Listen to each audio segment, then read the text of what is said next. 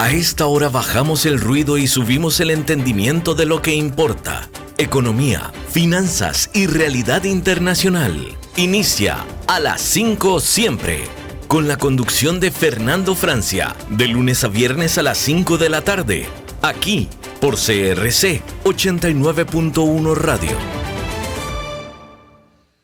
Hola, ¿qué tal? Bienvenidos. Hoy es martes 7 de abril del 2026. Son las 5 en punto de la tarde. Eso quiere decir que usted va a estar al tanto de todo lo que importa en el mundo de la economía, las finanzas y la actualidad internacional. Algunos de los titulares de hoy: la Reserva Federal vuelve a endurecer y no descarta subir tasas, según una de las gobernadoras. Aprueban reglas para stablecoins en Estados Unidos. Así que se mueve el mundo cripto. 800 firmas legales piden frenar órdenes de Trump en contra de 4 bufetes. Vamos a ver de qué se trata esto. Y China recorta soya de Estados Unidos. Giro por seguridad alimentaria. Y bueno, Tailandia pide teletrabajo por riesgo energético, así que se mueven por allí. Y bueno, lo último realmente es que el famoso deadline, el famoso ultimátum de Trump ya fue llevado a 2 semanas de tregua. De todo esto vamos a hablar, pero además vamos a conversar más adelante con Ernesto Trujillo sobre justamente la amenaza de Trump, ahora convertida en una tregua de 15 días, y toda la situación de Irán al respecto. Y la columna de hoy es con Pilar Martínez, periodista especializada en economía y el mundo del trabajo, porque es martes y es el día de Pilar, nuestra colega y amiga. Vamos a ver qué nos trae hoy desde México. La producción, como siempre, a cargo de Mauricio Sandoval desde Bogotá, Colombia, y en controles tenemos el talento técnico de Kenneth Apuy, que hace posible que estés escuchando este programa. Vamos de una vez a las noticias, pero pues la noticia de última hora, que obviamente no la tenía en la programación, pero todo cambia en minutos a veces. Trump definió, tras conversaciones con con quien está mediando en el diálogo desde Pakistán, el primer ministro de Pakistán, Shehbaz Sharif, pues han dado 2 semanas de tregua, y dice Trump que la República Islámica ha acordado abrir completamente e inmediatamente y con seguridad, de forma segura, el estrecho de Hormuz. Pero el petróleo, y entonces esto hace, por ejemplo, que el petróleo se desplome después de ese giro de Donald Trump sobre Irán, porque tras haber amenazado con la destrucción de escala casi civilizatoria, porque lo dijo en una especie de confesión de parte, ¿no?, de genocidio, pues el presidente estadounidense anunció que suspende por 2 semanas el ataque contra Irán. Bueno, vamos al panorama global que ya teníamos preparado. Más de 800 firmas de abogados, socios, directivos legales y estudiantes de derecho salieron en defensa de 4 despachos castigados por órdenes ejecutivas de Donald Trump. Estas 800 personas le pidieron a una corte de apelaciones que no reactive las medidas que acaba de ordenar Donald Trump, porque dicen que pondrían en riesgo la independencia de la profesión legal y castigarían a clientes por razones políticas. Así que interesantísimo este tema, porque se desarrolla dentro de este marco de autoritarismo que se ve en muchos países y por supuesto incluido Estados Unidos. Ahí está. 800 firmas de abogados, socios, directivos legales y estudiantes de derecho salieron en defensa de 4 despachos castigados por órdenes de Donald Trump. Además, la Corporación Federal de Seguro de Depósitos aprobó una propuesta para aplicar la ley Genius sobre stablecoins. las criptomonedas atadas al valor del dólar u otras actividades, las stablecoins. El borrador fija reglas para reservas, redención, capital y manejo de riesgo, y también aclara cómo se tratarían los depósitos tokenizados y los fondos que respaldan estas monedas. Lo acaba de decir la Corporación Federal de Seguro de Depósitos, FDIC en siglas en inglés, de Estados Unidos, por supuesto. Una alta funcionaria de la Reserva Federal en Estados Unidos volvió a enfriar la idea de recortes rápidos de tasas. Esto no va a pasar, dice Beth Hammack, presidenta de la Reserva Federal de Cleveland. Recuerden que la Reserva Federal se compone por varios bancos regionales en Estados Unidos. Beth Hammack dijo que incluso podría hacer falta una suba si la inflación sigue por encima de la meta del 2%. También dejó abierta la puerta a una baja, pero solo si el mercado laboral se deteriora con claridad. Apple cayó en Wall Street después de reportes sobre fallas técnicas y posibles retrasos en su esperado iPhone plegable. Las acciones bajaban alrededor de 2,7%, cortando una racha de 4 sesiones al alza. La preocupación es que el nuevo modelo, previsto para septiembre del 2026, junto con el iPhone 18, necesite más tiempo de desarrollo. Bueno, si no lo saben a esta altura, yo creo que ya es que no va a suceder, ¿no? Parece como obvio. Y bueno, en Canadá, una comunidad indígena de Alberta pidió a la justicia bloquear el intento separatista que busca convocar un referéndum para sacar a la provincia de Canadá, la provincia de Alberta. La nación Sturgeon Lake Cree sostiene que una consulta así violaría derechos de tratado. El movimiento separatista ya reunió casi 180,000 firmas en una provincia donde el malestar gira alrededor del petróleo y del reparto fiscal federal, nos indica The Guardian en esto que está sucediendo en Canadá. Todos temas interesantísimos como para darle mucho más seguimiento, así que los vamos a ir anotando. Vamos a Asia. China está empujando a sus granjas porcinas a reducir el uso de soya importada de Estados Unidos. En Taizhou, criadores están usando mezclas fermentadas con insumos locales como salvado, enredaderas de calabaza y residuos de vino para abaratar costos. El movimiento responde al alza y volatilidad de la soya, pero también a una estrategia más amplia de seguridad alimentaria y autosuficiencia de China, que por supuesto está tomando medidas ante la volatilidad mundial. También en Asia, Tailandia pidió trabajar desde casa, compartir carro y ahorrar electricidad ante el temor de una crisis energética ligada a la guerra en Medio Oriente. El primer ministro Anutin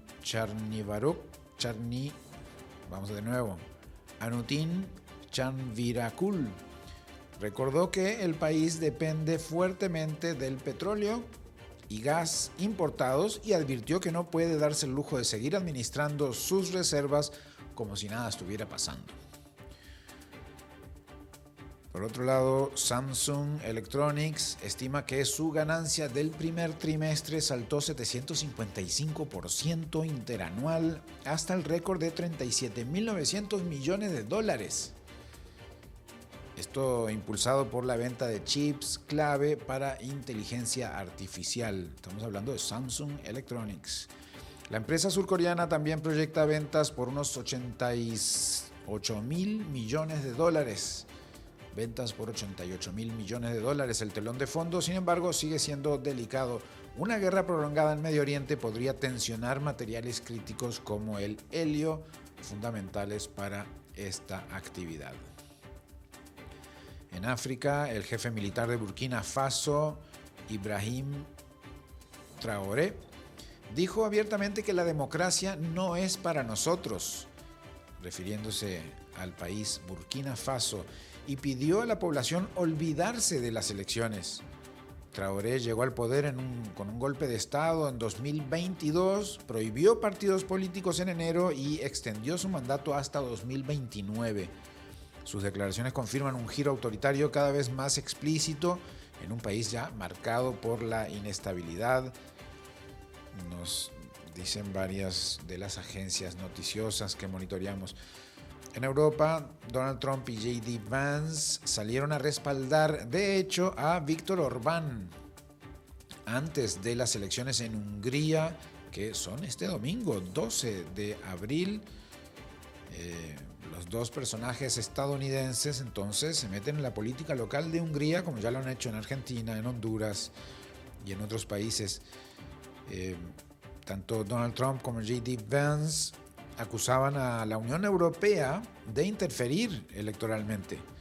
Vance elogió a Orbán por su postura sobre energía, Ucrania y valores occidentales, pero su apoyo directo generó alarma en Bruselas, que ve una contradicción evidente entre denunciar injerencias y hacer campaña desde Washington. O sea, lo que Bruselas, es decir, la Unión Europea, dice que Donald Trump y J.D. Vance denuncian que hay una interferencia, una injerencia de Bruselas sobre las elecciones, pues metiéndose en las elecciones. Venimos a América Latina. Javier Milei vuelve a quedar bajo presión por el escándalo de la criptomoneda Libra. Ya hemos hablado de esto bastante aquí.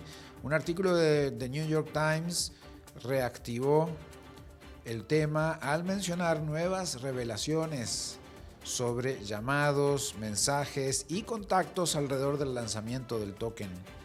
El caso vuelve a poner dudas sobre cuánto sabía el entorno presidencial y si hubo aprovechamiento político o económico. Así que el New York Times lo pone de nuevo sobre la lupa. Al margen de que los medios argentinos, por supuesto, que siguen informando de este tema. En Brasil se incluyó a la automotriz china BYD en un registro oficial de empleadores vinculados a condiciones análogas a la esclavitud, tras el escándalo de 2024 por trabajadores chinos reclutados para construir su planta.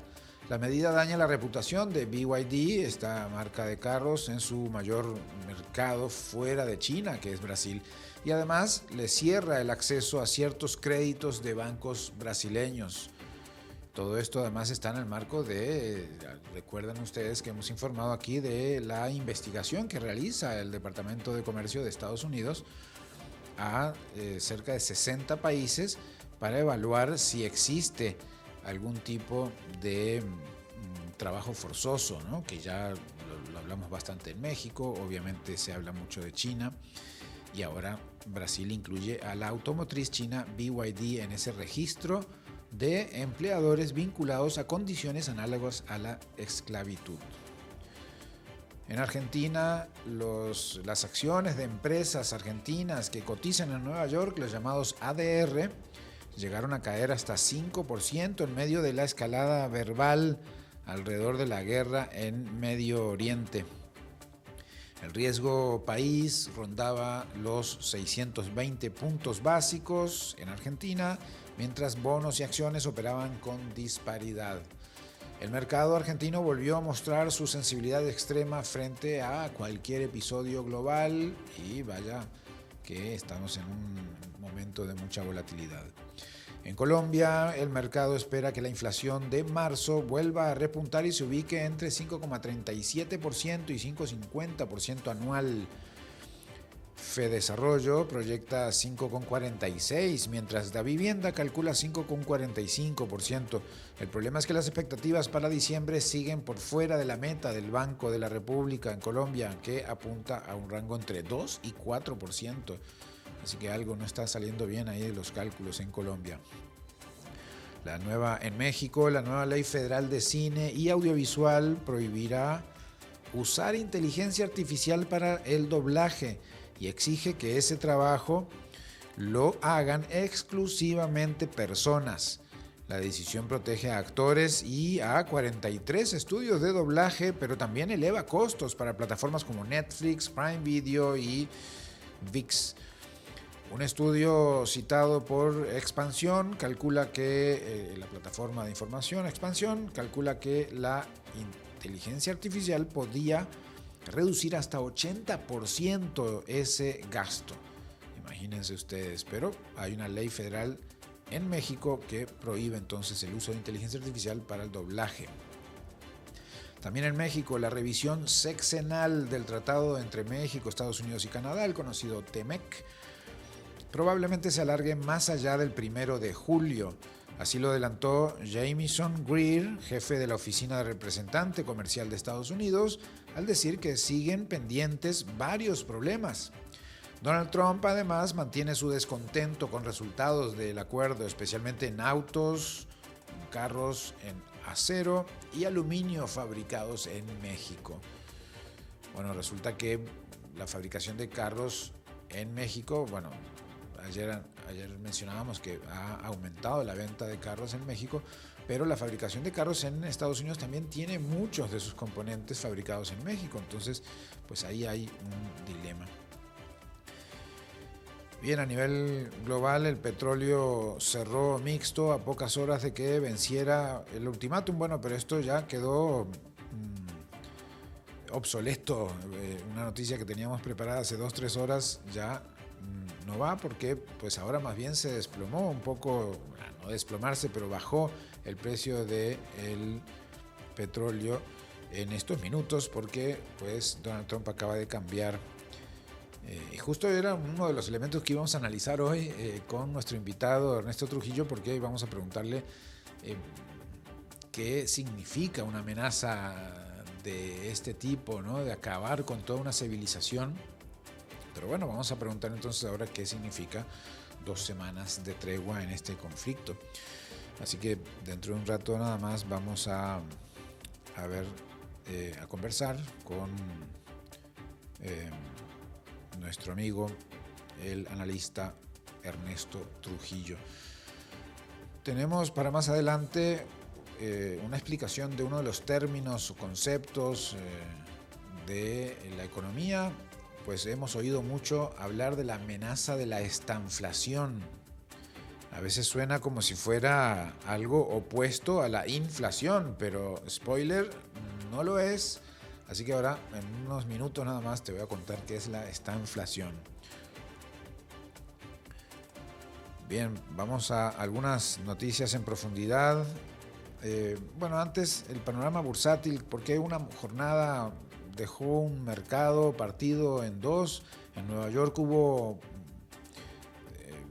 alzas y bajas.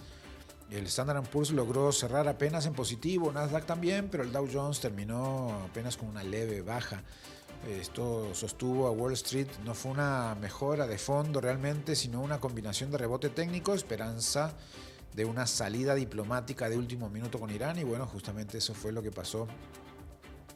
Según el mercado, pasó buena parte del día entre amenazas de Trump, versiones de ataques y luego pues un repunte final cuando Pakistán planteó una extensión del plazo para negociar, y bueno, finalmente eso fue lo que pasó. Pero ya cerrados los mercados, los sectores muestran mejor el clima real. Energía, por ejemplo, utilities e inmobiliario resistieron mejor, mientras tecnología y consumo cíclico sintieron más presión al inicio. También hubo movimientos puntuales fuertes. Aseguradoras de salud como United Health, Humana y CVS subieron con fuerza tras la decisión de subir pagos de Medicare Advantage, y en Europa Universal Music se disparó por la propuesta de adquisición de Bill Ackman. La tendencia de fondo sigue siendo más inquietante que el cierre del día. El petróleo bajó un poco, pero sigue alto, aunque pues se dio en la tarde y se dio mucho más ahorita en el último anuncio de Donald Trump, y el mercado ya mira el riesgo de un shock más persistente sobre inflación, consumo y tasas. Incluso el presidente de la Fed, de la Reserva Federal de Chicago, habló abiertamente de un posible impulso estanflacionario. Ahí está esa palabra, estanflacionario. Al mismo tiempo, la producción de OPEP Plus sufrió en marzo su mayor caída mensual en al menos 3 décadas. Un dato que confirma que el problema ya no es solo retórico ni geopolítico, sino físico también, sobre cantidades.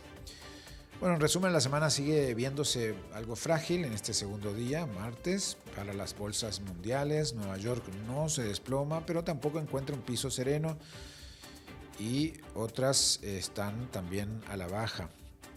Dow Jones bajó 0,18, Standard & Poor's 500 sube 0,08 apenitas, Nasdaq de Nueva York también gana 0,10%, la NYSE Composite de Nueva York cae 0,02, prácticamente queda igual.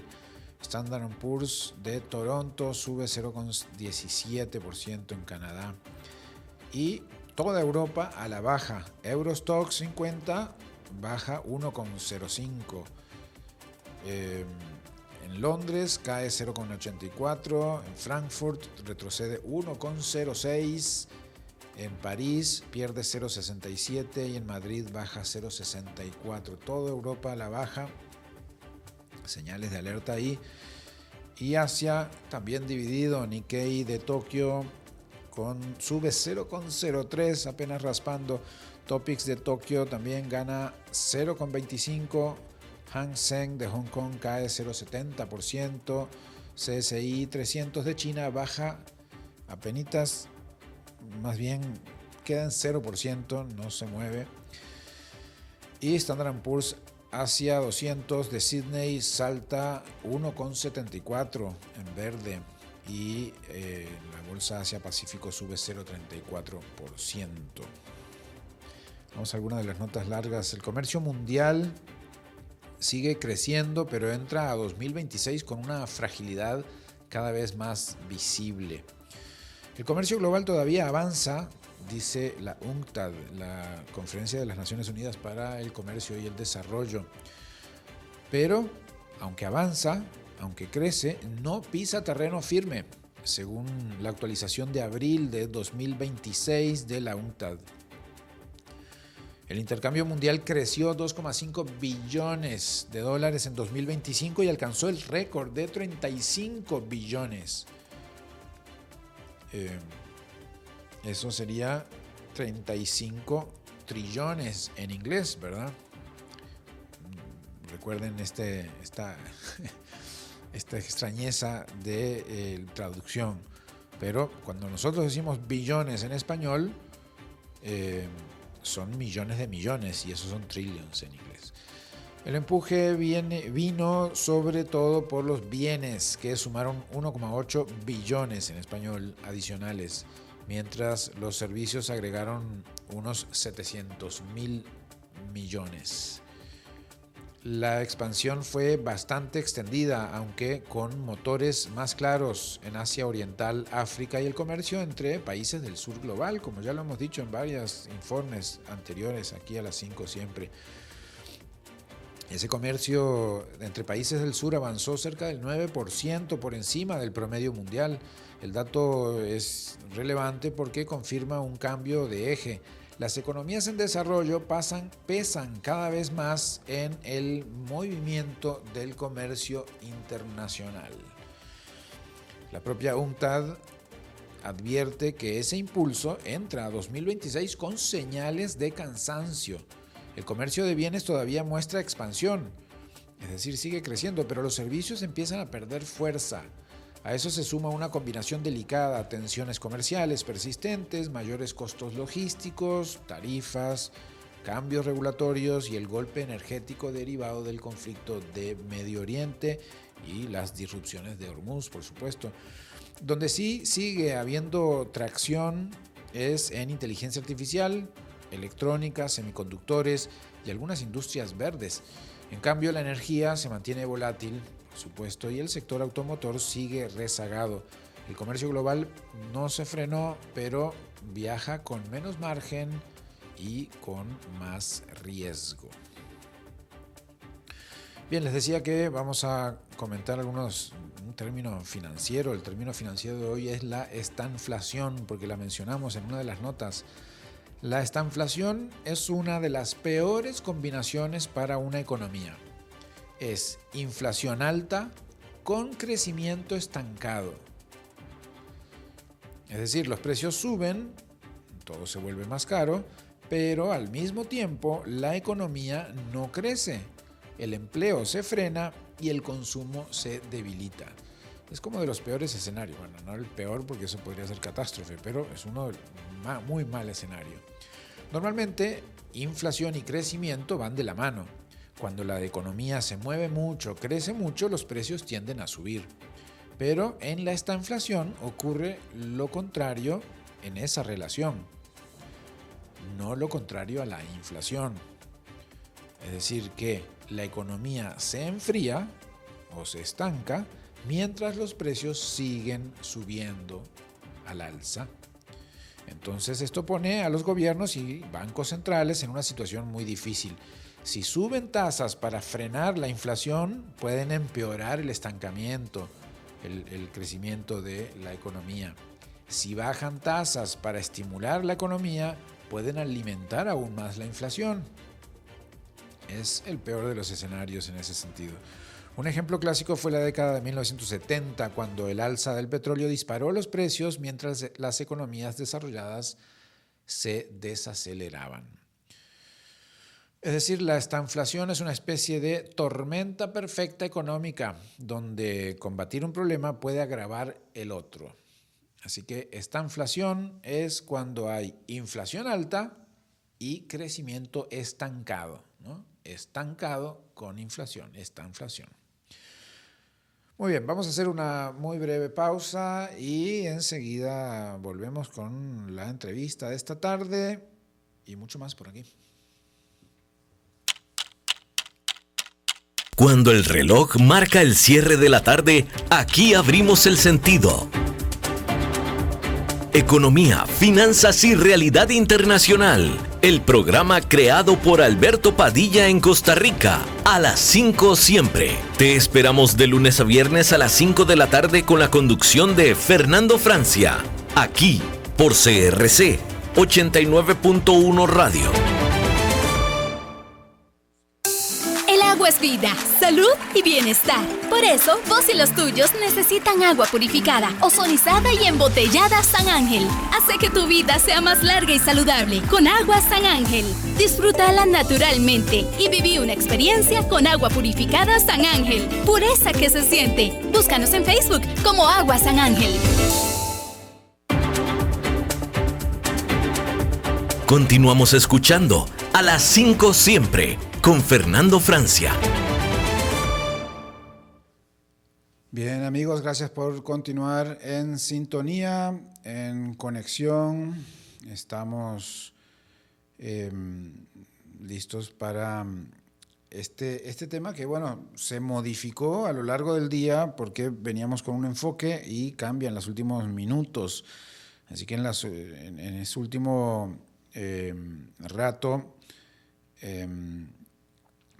teníamos la amenaza, el deadline, el ultimátum de Donald Trump sobre Irán y sobre lo que iba a pasar. Pero el conflicto entonces entre Estados Unidos, Israel e Irán dio un giro de alguna manera, no sé si inesperado, pero distinto al que se venía señalando. Donald Trump, que apenas antes había elevado al máximo la amenaza al advertir que podía acabar con toda una civilización, esta misma noche anunció ahora la suspensión por 2 semanas del bombardeo y ataque contra Irán. La pausa, según dijo, se produce tras conversaciones con el primer ministro de Pakistán, Shehbaz Sharif, y con el jefe del ejército pakistaní, Asim Munir, y queda sujeta a una condición central, que la República Islámica acepte la apertura completa, inmediata y segura del estrecho de Hormuz. Así lo dijo Donald Trump en su red social propia, donde habla. Y bueno, la pregunta entonces ya no es solamente si el ataque se posterga, sino también qué significa este cambio de tono de una amenaza de destrucción a escala civilizatoria y ahora una tregua. De todas maneras, por supuesto que nos va a interesar mucho la conversación de hoy con nuestro invitado Ernesto Trujillo, analista de seguridad internacional, docente universitario, magíster en Relaciones Internacionales con mención en Seguridad y Conflictos, y con él vamos a conversar un poco de todo esto, además amigo del programa. Buenas tardes, Ernesto, ¿cómo estás? Muchas gracias por este rato que nos dedicas. Buenas tardes, colegas. Bueno, nada, para mí es un gusto estar acá, poder participar y conversar sobre este tema que nos concierne a todos, ¿no? Claro que sí. Y bueno, un giro de última hora, ¿no? Venía con unas preguntas para que pudiésemos analizar qué significa una destrucción civilizatoria, pero pues ahora empecemos con los últimos datos. ¿Qué significa entonces una posible tregua? Aunque todo, como ya sabemos y como lo acabamos de ver, está en permanente cambio, ¿no? Sí, bueno, primero debemos agregar que este tema de la tregua de 2 semanas no creo, al menos me puedo equivocar, veamos cómo responde Irán, pero la postura oficial del gobierno iraní es que no busca una tregua, sino un fin completo de las hostilidades. O sea, a Irán no le interesa una tregua porque sabe que justamente después de esas 2 semanas de plazo o de tregua que se dé, el conflicto simplemente puede reinstaurarse nuevamente, ¿no? Entonces, la postura de Irán es que justamente tiene que haber un fin total a las hostilidades. ¿Cuáles serán los otros reclamos que se les está haciendo por parte de Irán a los Estados Unidos? No sabemos porque estas negociaciones están cambiando constantemente. Es un tema que cambia constantemente y se maneja con canales sumamente secretos. De hecho, Estados Unidos e Irán no hablan directamente. Siempre tienen un intermediario. Este intermediario tradicionalmente fue Oman, que era como que una línea de conexión media entre Estados Unidos e Irán.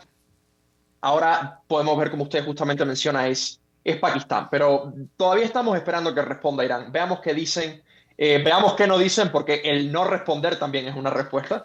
Entonces veamos, ¿no? Ahora, el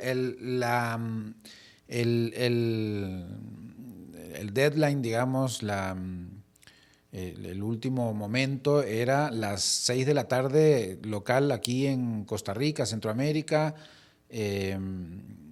y las 8 del centro de Estados Unidos y medianoche en Europa. Es decir, ahorita en media hora se estaría cumpliendo esa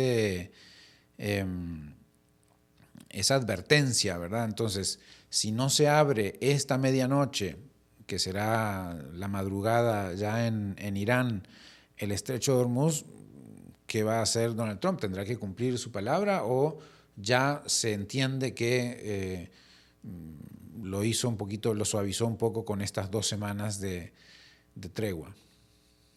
Sí, él lo que hace es que justamente aplaza el ultimátum. No es que elimina el ultimátum, sino que lo aplaza 2 semanas. Ya no, el ultimátum no es hoy las 8, sino que es en 2 semanas, el día que caiga en 2 semanas, las 8 de la noche, ¿no? Entonces eso es lo que acaba de hacer, que es difícil de entender porque el hombre no tiene una capacidad de comunicación particularmente buena a la hora de hablar de estas cosas cuando tuitea o cuando habla en Truth Social.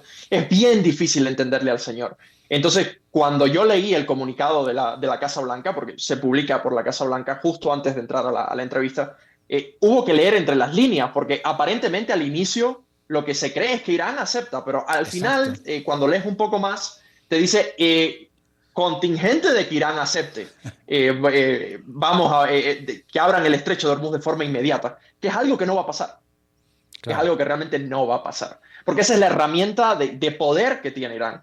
Porque ellos están combatiendo una guerra simétrica con los Estados Unidos. Ellos no pueden ganarle de golpe a los Estados Unidos, es una hiperpotencia militar. Pero sí pueden hacerlo estrangulando puntos estratégicos como es el estrecho de Hormuz, por donde transita el 20% del comercio de crudo del mundo, ¿no? Y ya a lo largo del mundo se está sintiendo la crisis energética. Y poniendo un poco a esa inquietud, a ese nerviosismo mundial, ¿no? Que incluye a Estados Unidos, aunque retóricamente Donald Trump no lo acepte y siga con su narrativa un poco matonista de vamos a destruirlo todo, ¿no? Y podemos hacerlo en una noche si queremos, digamos.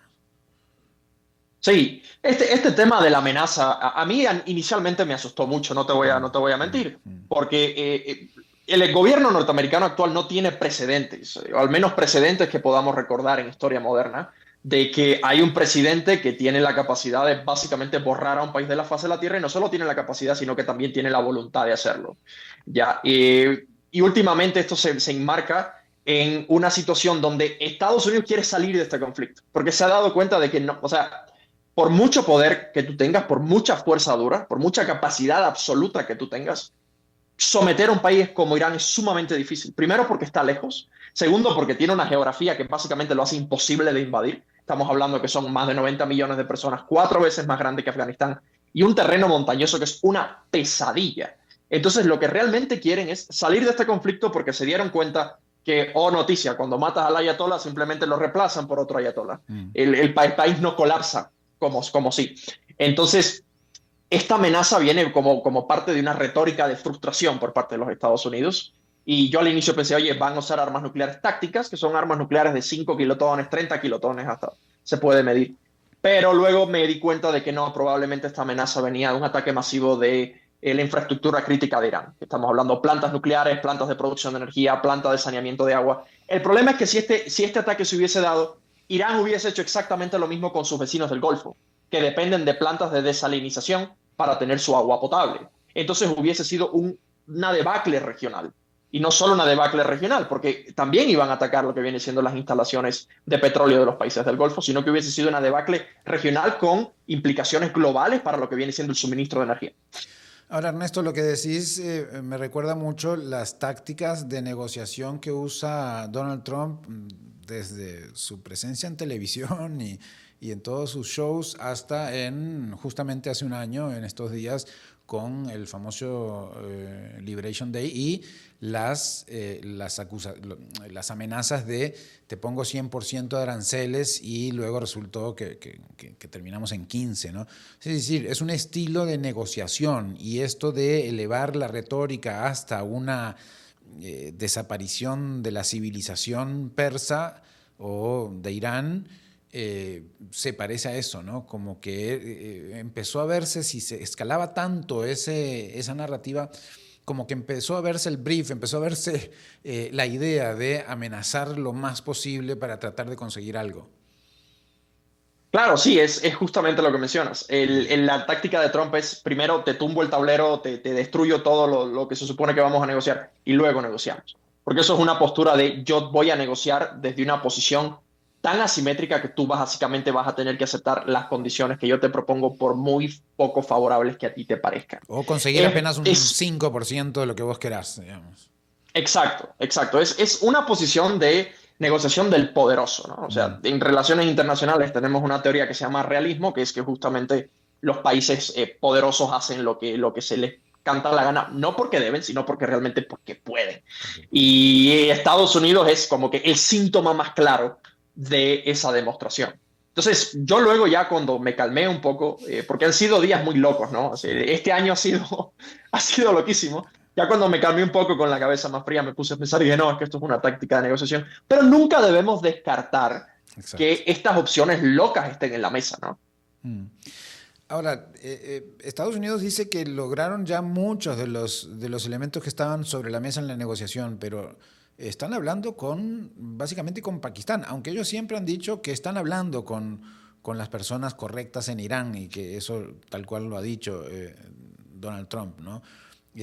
Pero uno no sabe qué pensar cuando hay unas declaraciones de ese tipo, porque lo mismo que dijo sobre España, ¿no? Que ya convencimos de que España va a ayudar en esta guerra y salió el gobierno español a decir, un momentito, no lo hemos dicho. Y así hay todo el tiempo, hay dimes y diretes para un lado y negados por la contraparte, ¿no? Sí, es para los que estamos metidos en este mundo, me imagino que tú que analizas el tema también, y para mí que también estoy metido en el tema, es tan frustrante porque realmente no tienes una lectura clara de la realidad. O sea, no sabes qué demonios está pasando. Entonces, cuando ves esto que te dice, oye, estamos conversando con la gente correcta en Irán, qué gente correcta. Todo el régimen tiene una estructura homogénea y descentralizada de cierta forma, porque desde hace años se vienen preparando desde hace 47 años se vienen preparando para un ataque norteamericano. Entonces el gobierno iraní está descentralizado, las fuerzas armadas están descentralizadas en caso de una guerra. Es como que tú puedes matar al ayatolá, tú puedes matar a los líderes militares, pero los operativos militares tienen directrices que les guían en caso de que esto mismo pase, porque estos manes se vienen preparando desde 47 años. Tuvieron la experiencia de las dos guerras del Golfo, la invasión de Irak en el 91 y luego en el 2003. Vieron cómo funciona la táctica norteamericana de decapitación. Eso fue exactamente lo que hicieron. Y se prepararon en base a. Entonces, con respecto a lo que mencionabas, que alcanzaron los objetivos militares, mira, no sé, porque lo mismo dijeron en junio del 25 que habían destruido toda la capacidad nuclear de Irán y luego vienen a decir que no, que sí siguen produciendo uranio. Ahora vienen a decir que sí, que han destruido creo que es el 90% de los lanzadores de misiles balísticos, pero luego salen noticias que están excavando los sitios donde tenían enterrados estos lanzadores balísticos, porque lo que han hecho es que han destruido la entrada del búnker. Y bueno, tú excavas y abres la entrada del búnker de nuevo. Entonces, no sé, es muy incierto todo. Ahora, cambiando de foco y en vez de mirar tanto a Estados Unidos, miremos un poco a Irán. ¿Cómo se entiende que Irán pueda estar resistiendo esta escalada, esta avanzada de Estados Unidos e Israel? Aunque Israel parece que se enfocó en bombardear territorios aledaños a sí mismo, pero ¿cómo se entiende que Irán no se asuste, por decirlo mal y pronto, ante declaraciones como las que estábamos escuchando las últimas 24 horas? Bueno, mira, ahí lo podemos comprender de dos formas. Primero, desde la guerra asimétrica que maneja Irán. Irán tiene una serie de proxies a lo largo del Medio Oriente que utiliza para justamente como un factor disuasivo. Tiene Hezbollah, tiene células terroristas a lo largo del Medio Oriente como los Houthis, que ellos financian, ¿ya? Financian con dinero y con armamento, ¿no? Entonces, esa es una forma que tienen de liberar guerra asimétrica a lo largo del Medio Oriente y llevar la guerra más allá del Medio Oriente. Esa es en la parte asimétrica fuera de Irán. Ahora, en la parte asimétrica dentro de Irán, la forma que Irán se maneja es que sabe, oye, una invasión terrestre de nuestro territorio es una pesadilla. Y a eso le sumas que es una pesadilla en un mundo de drones, que podemos ver lo brutales que son en la guerra de Ucrania, que es un terreno plano, por si acaso. Podemos ver qué tanto les ha costado a los rusos avanzar, porque o resulta que tu tanque que cuesta $3 millones, viene un ucraniano con un dron de 50.000 y una carga explosiva de un RPG-7 y le pega justamente en el punto débil del tanque, que es donde la torreta se encuentra con el chasis y el tanque explota y ahí se va el diablo. ¿Ya? Y también con las tropas terrestres, ¿no? O sea, viene un dron y te mata, un dron suicidio y te mata. Imagínate tú eso a gran escala en Irán. Y a eso súmale también el terreno, que es una pesadilla. Entonces, Irán conoce sus capacidades. Obviamente sabe que sus capacidades no están de forma absoluta equiparadas a las de los Estados Unidos. No tienen 11 portaaviones, no tienen la marina más grande del mundo, pero ¿sabes qué? Tienen la geografía, el hecho de que están lejos y que si Estados Unidos de llevar una invasión terrestre, las operaciones anfibias son otra pesadilla y conocen sus capacidades, conocen como que a lo que siempre te dicen los de recursos humanos, las capacidades blandas. Ellos conocen sus capacidades blandas, conocen sus ventajas geográficas, sus ventajas estratégicas. Y Estados Unidos también lo sabe.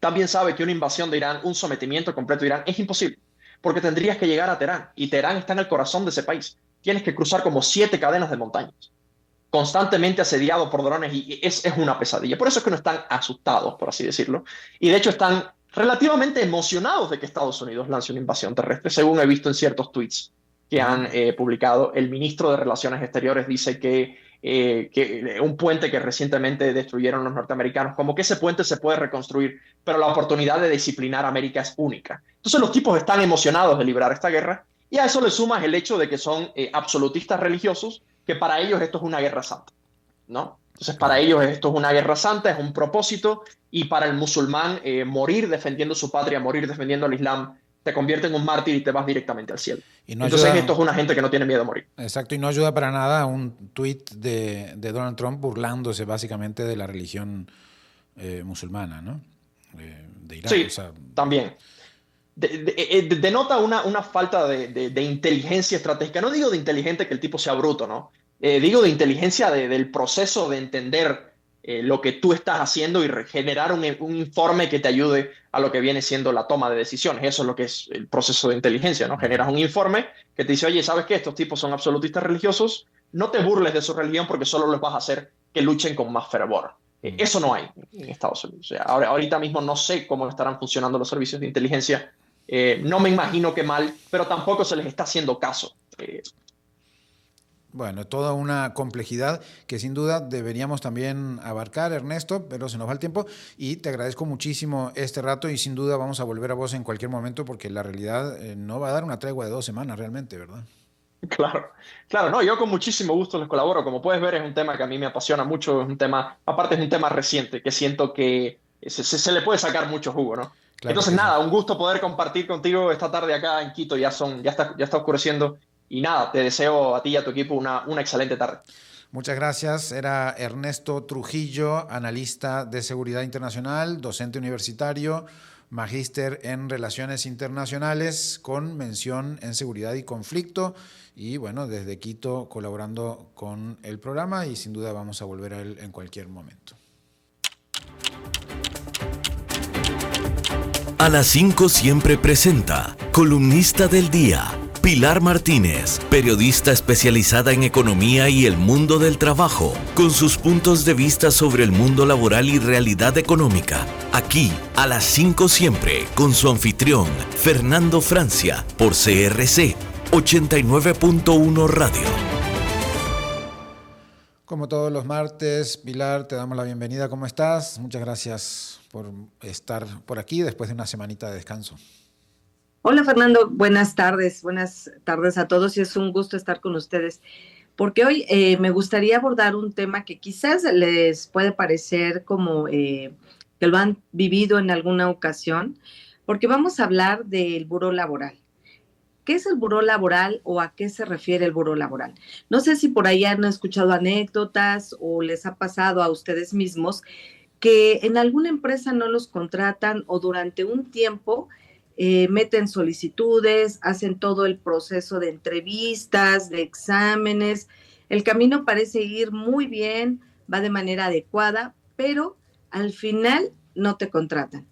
Y eso pasa porque algunas empresas, algunas organizaciones de recursos humanos, de repente se reúnen para revisar listas en las que tienen pues ahí conformada con las personas o aquellas personas que tuvieron alguna demanda o que son consideradas como conflictivas o que también en su caso emprendieron la idea de poder organizarse para crear un sindicato. ¿Por qué tocó hoy este tema? Bueno, la semana pasada o la que estuvimos de descanso al inicio, tuve la oportunidad de platicar con el senador Saúl Monreal, que es el autor de una iniciativa acá en México que justo busca eliminar la posibilidad o la existencia de esos burós laborales. ¿Qué son los buró laboral?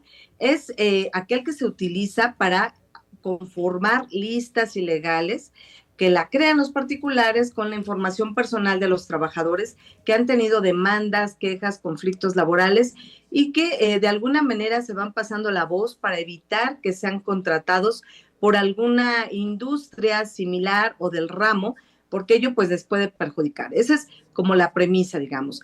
Pero es cierto que México ha ratificado convenios internacionales con la OIT, también es el convenio 111 en donde dice que, bueno, no se puede quitar la posibilidad a una persona de poderse emplear, no se puede tampoco digamos que empezar a revisar cuál ha sido el estatus que tuvo anteriormente si no se habla de esas habilidades que puede ofrecer para la empresa.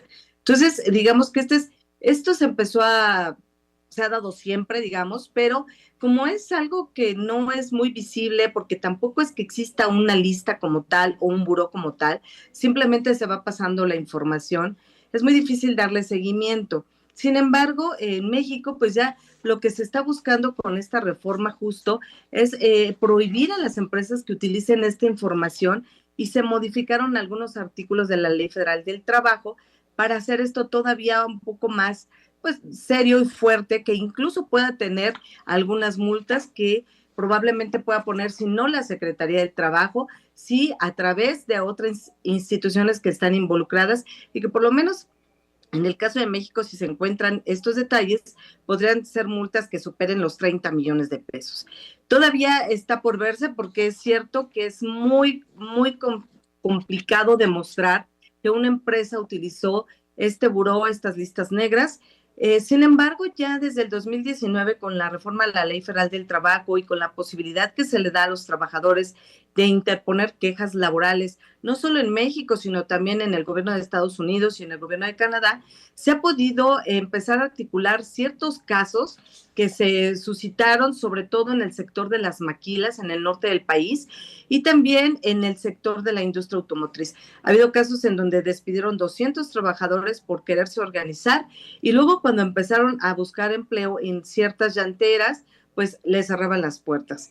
Y la idea es pues poderlo documentar, que ellos mismos denuncien porque sus datos deben de estar protegidos por la empresa con la cual prestaron el servicio y que en todo caso se empiece a eliminar esta mala práctica que utilizan algunas empresas con tal de no tener personal al que le llaman conflictivo y que puedan caer con ello en una denuncia y que tengan que ir a tribunales y que tengan que pasar por todo este proceso.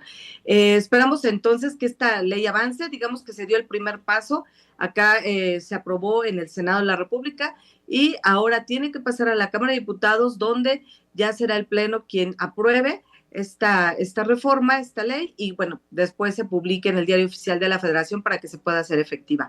El reto va a ser entonces para las autoridades laborales, para hacer toda una inspección y que efectivamente se pueda aplicar esta reforma que evidentemente vendrá a ayudar a muchos de los trabajadores que pues incluso nos han comentado que el único pecado que tuvieron fue haber querido pertenecer a un sindicato independiente que en su momento logró incrementos históricos y que por esa razón fueron despedidos.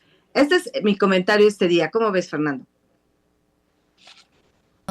Este tema se está viendo dentro de la revisión del TEMEX. ¿Hay algún tipo de vínculo como lo que habías comentado antes del trabajo forzoso relacionado con exigencias de una de las partes del tratado? Sí, por supuesto. De hecho, en el norte del país, una de las primeras quejas que se pusieron ya como parte del Tratado de Libre Comercio en algo que le llamamos Mecanismo Laboral de Respuesta Rápida, fue en una empresa justo en el norte del país, donde esas personas que pusieron la queja fueron despedidos y después no pudieron ser contratados. Ahí el gobierno de Estados Unidos empezó toda una investigación con entrevistas a los trabajadores, preguntando a qué empresas habían ido y cuáles eran las razones que les decían. No había razón más que el hecho de saber que habían pertenecido a un sindicato. Con la reforma laboral surgió una organización que se llama Liga Sindical Obrero Mexicana, que ha impulsado el sindicalismo independiente, la organización, la disputa de contratos con sindicatos que, digamos, se les conocía como charros porque no realizaban revisiones contractuales, no apoyaban a los trabajadores, eran unos sindicatos de membrete, por decirlo de alguna manera, y ahora los identifican de esa manera como sindicatos independientes y justo es a ellos, a los primeros que despiden. Pero afortunadamente la ley los protege y en varios casos acá en México los han tenido que reinstalar. Todo está como ligado, todo forma parte de este acuerdo comercial, de este capítulo único que existe en México y no en otro tratado de libre comercio, en ninguna otra parte del mundo, en ningún otro tipo de tratado, un capítulo especial sobre el tema laboral y que se le está dando mucho seguimiento. Es justo este tema que pues está en la mira, ¿no?, de las autoridades estadounidenses y quizá también por eso el gobierno de México a través de la bancada de Morena impulsó esta iniciativa que también busca dar como señales, ¿no?, de que se está trabajando, se está haciendo lo posible porque se respeten los derechos laborales de los trabajadores. Entonces sí está vinculado con este tema del TEMEC. Claro, y lo lógico es que pasado en senadores pase en diputados también por las mayorías que tiene los propiciantes de este proyecto de ley, ¿no? Eso va a pasar rápido. Sí, y de hecho, fíjate que hasta la oposición, digamos, estuvo de acuerdo con esta iniciativa, Entonces realmente la presentaron y fue muy, muy rápida porque es una iniciativa que no tiene ningún costo, digamos, en la manera en que se aprueba, no va a significar más que el hecho de empezar a hacer los ajustes a la propia legislación y saber a quién le toca hacer la supervisión, a quién le toca hacer la revisión de que los empleadores cumplan, ¿no? Y que no esté sucediendo este tipo de situaciones, digo, sobre todo en industrias como la maquiladora y la industria automotriz, que es donde más se ha presentado últimamente, y que son dos sectores que le interesan mucho al gobierno de Estados Unidos. Y pues bueno, esto todavía da para mucho. Hay quejas laborales que están por ahí en paneles que no se han terminado de concluir. Hay temas que están vinculados también con el tema de exportación, por ejemplo, en el caso de las fresas, que ya te contaré la próxima semana, pero todo está muy vinculado con el tema laboral y de cómo se están haciendo esas exportaciones, porque a Estados Unidos le interesa mucho pues, recuperar este mercado, pero también a través de que se respeten los derechos de los trabajadores, que es algo que ha señalado de manera muy importante. Muy bien, pues ahí está entonces en ese pleno proceso de revisión del Tratado Estados Unidos-México, Estados Unidos-Canadá. Muchas gracias, Pilar, por esta columna, esta información.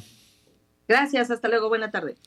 Bien, era Pilar Martínez, es periodista especializada en economía y el mundo del trabajo. Y bueno, con esto, amigos, terminamos por hoy. Gracias por una tarde más que compartimos y que nos informamos de cómo está el mundo en temas de economía, finanzas y geopolítica, con producción de Mauricio Sandoval desde Bogotá, Kenneth Apuy en controles RC 891 Radio. Me despido y nos vemos en 23 horas. Hasta la próxima. Concluye a las 5 siempre, economía, finanzas y realidad internacional para entender lo que importa. De lunes a viernes a las 5 de la tarde, con la conducción de Fernando Francia, aquí por CRC 89.1 Radio. El sabor que tanto ama.